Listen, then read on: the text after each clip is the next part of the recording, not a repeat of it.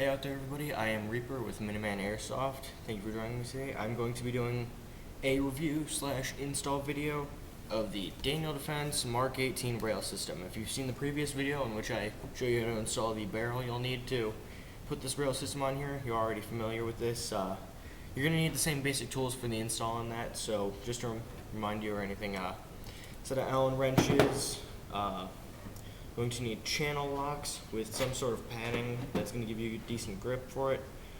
And that's basically it. You're also going to need something new is a flathead screwdriver and a slightly larger Allen wrench to install it. Now, this is a very high quality rail system. It costs around $100. I got it for $98, bought it alone on Airsoft GI, used a coupon code Facebook fan, got 12% off on it. So it only cost me $98 plus free, plus I had free shipping, which was awesome. Now in the box, pretty basic box. It's gonna come wrapped in bubble wrap. It's gonna come in two parts. It's gonna come with the upper half and the lower half. I apologize, the grip is on here, the magpul grip.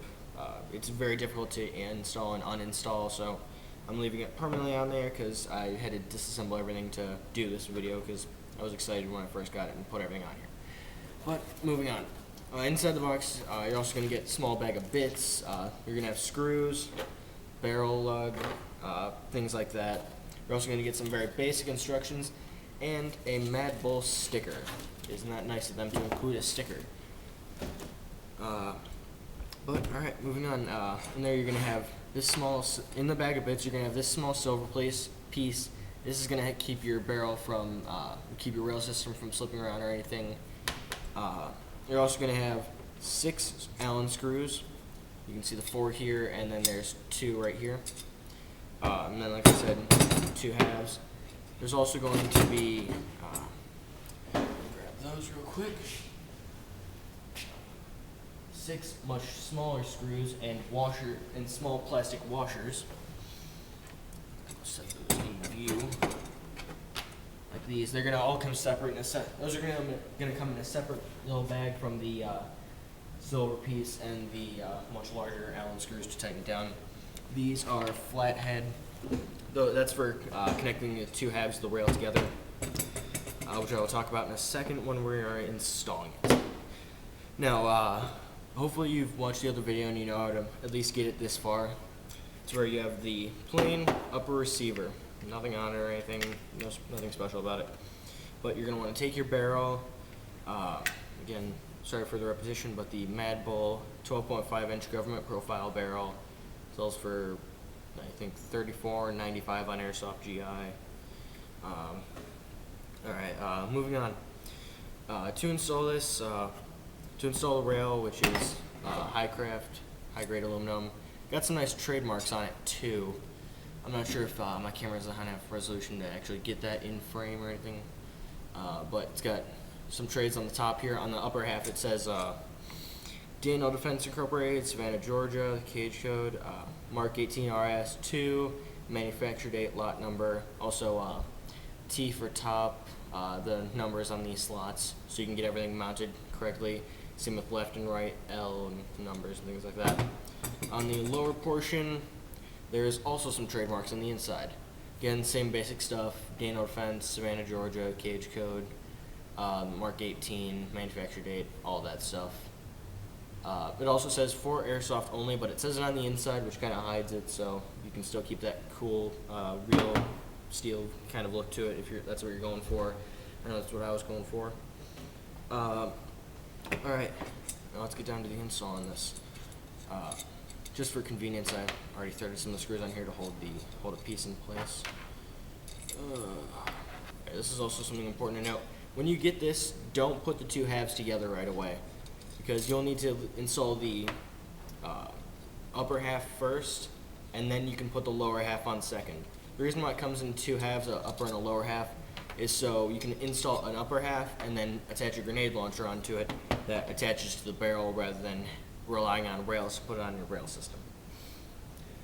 Alright, so you're going to want to take your barrel lug. It's going to look like this. I recommend an AR-15 wrench that costs about $20 in Airsoft GI. That's going to help you tighten this down when time comes for that. Now this piece, it's very lightweight. It's like I said, aluminum CNC. Now you're gonna want to take the side that has these 2 pegs on it. There's gonna be 2 pegs on it. That's to keep it from sliding side to side on the receiver.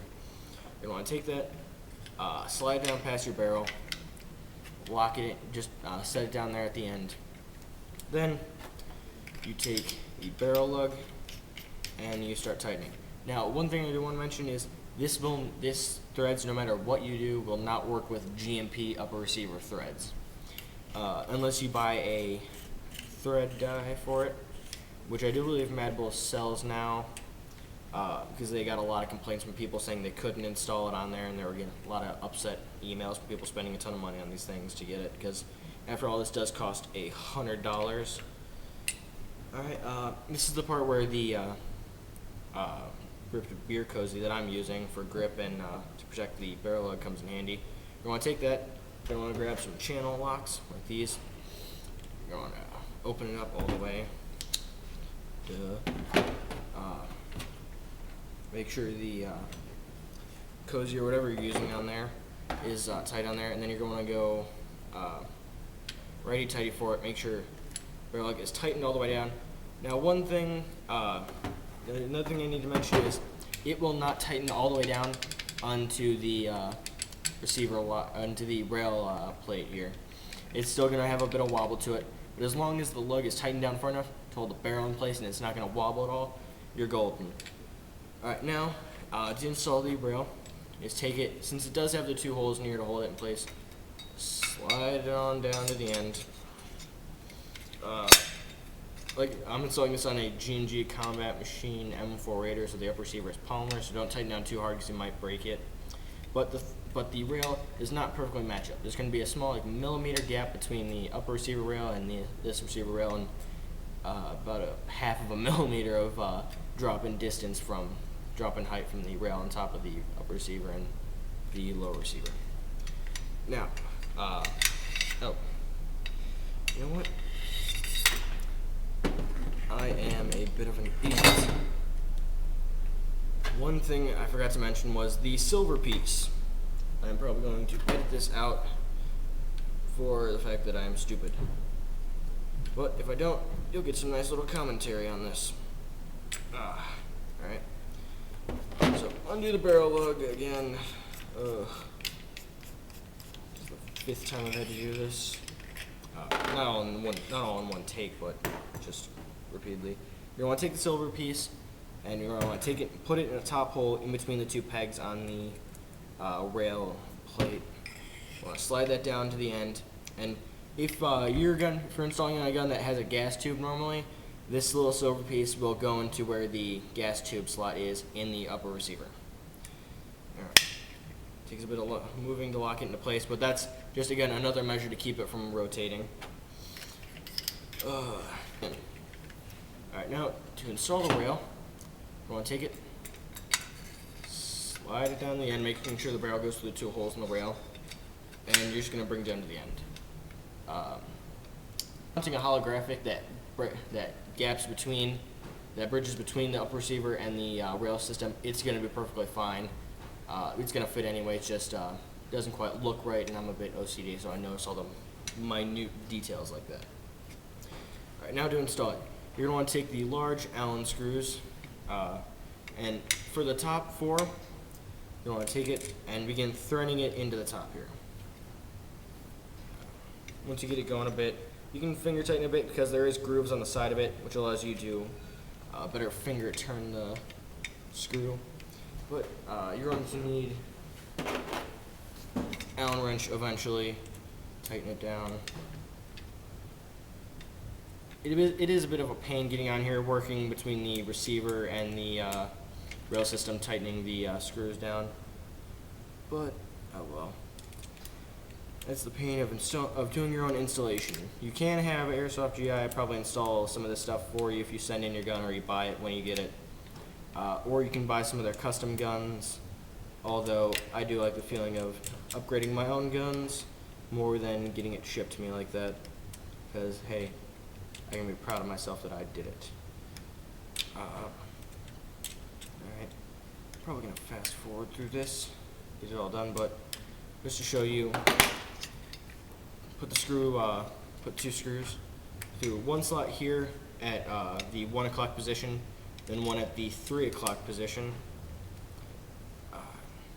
Tighten that one down past the, there's a small spot by the dust cover that gets in the way a bit, but you just keep that going, get it past it. Use the Allen wrench a bit to get past there if you can't finger tighten it past there.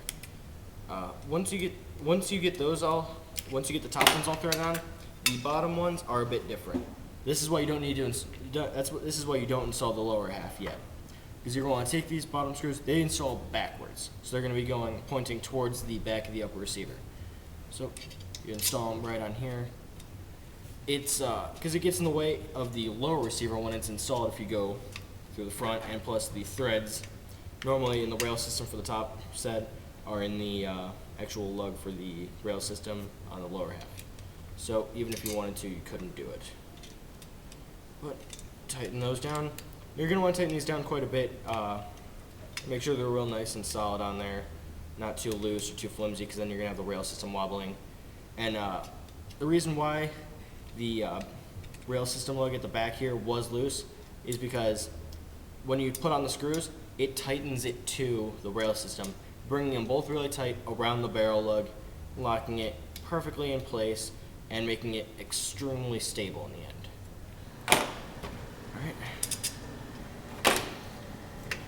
Alright, and presto, your rail is installed, all the screws tightened down, and it is solid as rock. Now to finish the installation, you're going to want to take the lower half and just attach to the upper. Now to do that, you're just going to slide it in place and make sure all the holes line up on here. Now here's where the small flatheads screws come into play here. I have a flathead screwdriver right here, or you can use a drill for this, which I'm going to save time. In the meantime, while I get this all hooked up, I'd like to riddle you all with a joke here. I recently had a friend who was diagnosed with multiple personality disease. He called me. Well, there's nothing really funny about that, but he called me, and my caller ID blew up. Ha ha ha ha. Jokes are always funny. Now, just go ahead, take your drill. Now, you're going to want to be careful with the drill. Make sure it doesn't slip off and hit your rail system and damage it, dent it up or anything. These don't need to be tightened down real far because, again, you have the little rubber or plastic washers on the screws that are going to keep it from scratching up your rail system and doing a whole lot of damage to it. There we go. Moving on to the last screw. There are 3 screws. There's going to be one at the very front, one a few slots back from the very front, and then one towards the back, a few slots away from the screws that you need to tighten it down. Now, one nice thing about having the screws that mount it on the back here is if you're mounting rail covers on here, you don't have to worry about a screw going through the top or the bottom, blocking it in the way, and you can have much longer rail space on there that's uninterrupted. Screw. And there we go. There's that side. Moving on. Isn't upgrading fun? Alright, and there you go. That is the installation. Now for the, that should be just about it. It's going to be solid, it's going to look nice, and if you have the 12.5 inch barrel, it's going to come right out to here. It's going to give you a nice CQB look to it, or in my case I was going for more of a rifle look without adding too much length to it, and that's exactly what this did for me. It worked out great, I'm very happy with it. In the end, the price tag was $130, but I plan on, this is my project, and I plan on completely overhauling the internals and everything on this, and it's definitely going to be worth it in the end. Although the value will never be there because it's way too sentimental to sell, it is my baby, and I will never get rid of that thing. Alright, that should be just about it. To install the angled foregrip on here, because it is a bit unusual, you will need to remove the screw through the center of it that normally would lock it in between slots. You're going to want to undo all 3 Allen screws on the outside of it that are included. Yeah, how to take those out, and what they do is included in the instructions for the grip. But you're going to want to take those out, and you're going to slide it. It's going to be pretty tight fit. You're going to want to slide it down from the end here, tapping it down with a hammer or something, or just hitting it with your hand, or grabbing it, having your hand locked on there normally, sliding it down to the appropriate position. Once you find it in the right spot, for your stock position because you want to get that ratio between the two right. You take the screws, tighten them all back down. It is not going anywhere until you undo those screws and force it off the end, which is a bit difficult. Alright, installing most other grips like a broom handle grip or a bipod grip, it's going to be all relatively simple and relatively the same, just tightening it on there. A lot of stuff is going to be a tight fit on here, like Magpul XTM rail covers. They're going to be a bit of a tight fit on the bottom rail, particularly, not really the side rails. But I feel like the rail system, it feels really nice in your hand. It's not going to allow you to slip anywhere, not too many sharp edges that you're going to cut yourself on where you'd need gloves, although I do recommend them for your airsoft work because getting hit in the knuckles hurts. Alright, now when reinstalling this, make sure when you're putting your gun back, make sure when you're putting your inner barrel back, you have the small screw here on the top of it that pushes it against the gearbox to make sure it gets a good set. Make sure that's in place, and you slide it into the gun. That's what she said. Be very gentle because there's a spring, that little spring in there. If that gets moved out of place, it will interrupt the whole process and is very annoying. Mine does not want to stay in place for anything because it is in fact a mechanical pencils spring.